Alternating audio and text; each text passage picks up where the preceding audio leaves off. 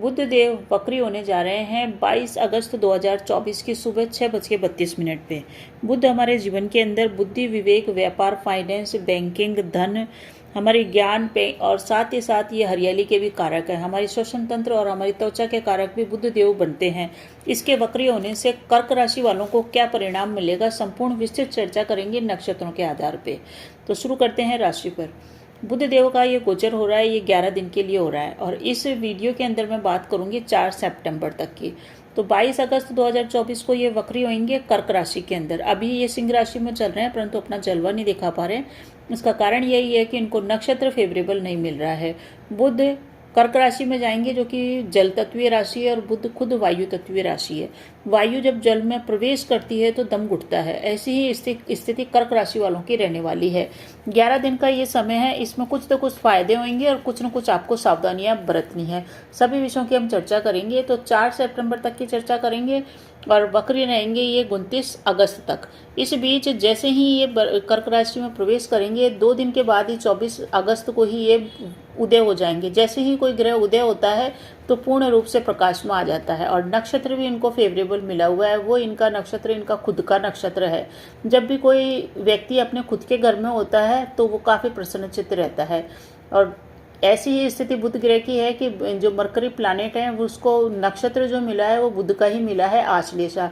इसलिए नक्षत्र का बल इनको मिल रहा है और कर्क राशि में भी ये चल रहे हैं। तो क्या परिणाम देंगे? अब कर्क कैंसर की हम बात कर रहे हैं। कर्क राशि वालों के लिए बुध कारक नहीं है, ये इनके लिए शत्रु ग्रह हैं और इसी के कारण से इनके थोड़े से नकारात्मक परिणाम इसमें मिलेंगे, परंतु कुछ इनके काम भी बनेंगे जिसकी भी मैं चर्चा कर रही हूँ। 12वें घर के स्वामी हैं आपकी कुंडली के अंदर। ये 12वां घर होता है हमारे खर्चों का, हमारे एक्सपेंडिचर का, हमारे बेडरूम का भी यही घर है। साथ ही साथ ये हमारे विदेश से संबंधित कार्यों का, एक्सपोर्ट इंपोर्ट, विदेशी यात्रा का भी यही घर है।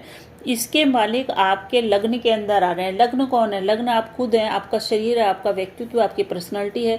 तो आपकी पर्सनैलिटी के अंदर खर्चा घुस रहा है, यानी कि आपका दिमाग में पूरे समय खर्चे घुसे रहेंगे। खर्चों को संभालना कैसे है, कहाँ खर्च करना, कहाँ खर्च नहीं करना, कहाँ से पैसे बचाएं, ये सब बातें आपके जीवन में चलती रहेगी कम से कम 11 दिन तक।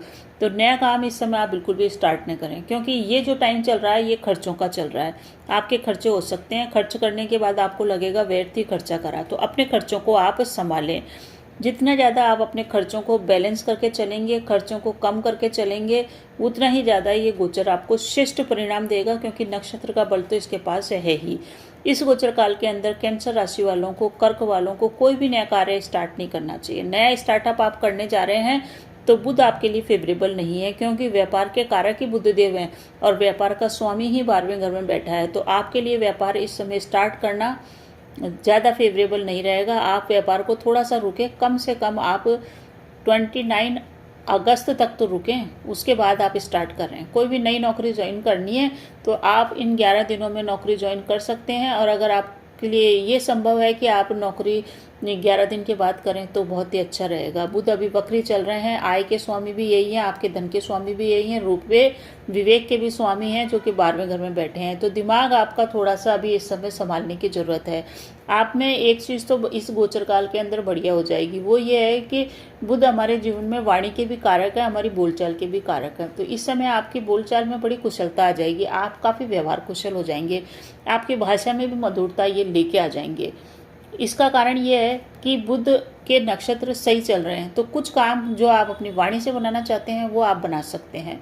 इस समय जो भी लोग अपनी नौकरी के लिए प्रयास करेंगे, जो लोग बेरोजगार हैं, उनको इस गोचर काल में नौकरी मिल सकती है, यानी कि उनके आय में वृद्धि का भी संकेत दिखा रहा है। जो लोग बेरोजगार हैं उन लोगों के लिए इस समय बहुत सारी यात्राएं होंगी, क्योंकि यात्रा का घर भी 12वां ही होता है। तो यात्रा भी इस समय होगी। नई नई योजनाएं आप इस समय बनाएंगे और ये समय योजना बनाने का है, उनको इम्प्लीमेंट कीजिए अभी 1 हफ्ते के बाद। व्यापार आपका जो प्रेजेंट व्यापार है उसमें ज़रूर आप अपना एफर्ट लगाएंगे तो उसमें आप ग्रोथ कर पाएंगे। भाई बहनों के साथ आपको संबंध संभाल के चलने हैं। इसका कारण ये है कि भाई बहन बंधुओं के स्वामी भी आपके बनते हैं बुध देव, जो कि आपके राशि पड़ती है तीसरे घर की। तो भाई बहनों से किसी भी प्रकार का मनमुटाव न करें। अगर पहले से ही मनमुटाव चल रहा है तो उस मनमुटाव को, उस विवाद को वापस उठाएं नहीं इस गोचर काल में, वरना आपके लिए थोड़ी सी मुश्किल हो सकती है। भाई बहनों के साथ अगर आप इस समय कोई मिलकर काम करेंगे तो वो काम आपका चल जाएगा। तो आपके लिए थोड़ा सा ये गोचर मिला जुला परिणाम दे रहा है, कुछ अच्छा और कुछ सावधानी भरा हुआ। स्थान परिवर्तन का योग भी प्रबल रूप से बना हुआ है, क्योंकि इस समय आपकी यात्रा होगी और यात्रा से कारण आप में थोड़ी सी अस्थिरता का भाव आएगा। क्योंकि जब भी हम यात्रा करते हैं, अपनी जगह को छोड़ते हैं, अपने मूल स्थान को छोड़ते हैं, अगर हम नौकरी के कारण अपना यात्रा कर रहे हैं या अपने बिजनेस ट्रिप कर रहे हैं या आपका नौकरी के कारण ही स्थान परिवर्तन हो रहा है, तो थोड़ी सी स्थिरता इस समय बढ़ने वाली है। आपके दिमाग में भी इस समय जहाँ भी रहेंगे, चाहे आपका फील्ड कोई सा भी हो, व्यापारी हो, स्टूडेंट्स हो या नौकरी पेशा हो या गृहिणी हो, दिमाग में पूरे समय एक ही चीज़ छाई रहेगी, वो छाया रहेगा आपका एक्सपेंडिचर या जॉब चेंज करने की और प्रयास। परंतु इस समय आपको जॉब चेंज करने की और बिल्कुल भी नहीं जाना चाहिए, क्योंकि इस समय आपका कोई भी सेटलमेंट हो नहीं पाएगा। इस समय आप में अस्थिरता का वातावरण रहेगा, सेटलमेंट आपका नहीं होएगा। परिवार के साथ अगर आप घूमने जा रहे हैं तो वो भी आपका सेटलमेंट नहीं है कि आप परिवार के साथ आप घूमने जा रहे हैं, तो ये योग आप इसी में टाल दें। नौकरी बदलने की ओर न जाएं, परिवार के संग घूमने में, मौज शौक में जाएं, तो अपने आप ही आपका ये बदलाव का टाइम या बदलाव का टोटका पूरा हो जाएगा।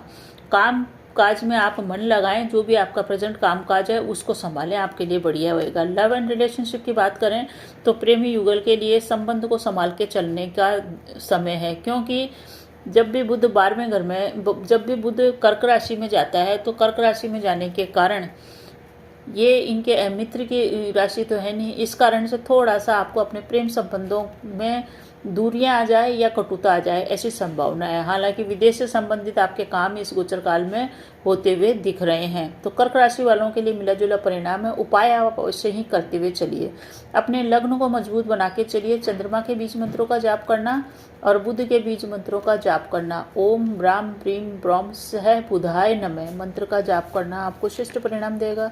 गाय की सेवा करना और जितना हो सके गणेश जी के बीज मंत्रों का जाप करने से भी श्रेष्ठ परिणाम रहेगा। तो बने रहिए चैनल पे। वीडियो पसंद आ रहा है तो लाइक शेयर सब्सक्राइब अवश्य कीजिए। धन्यवाद।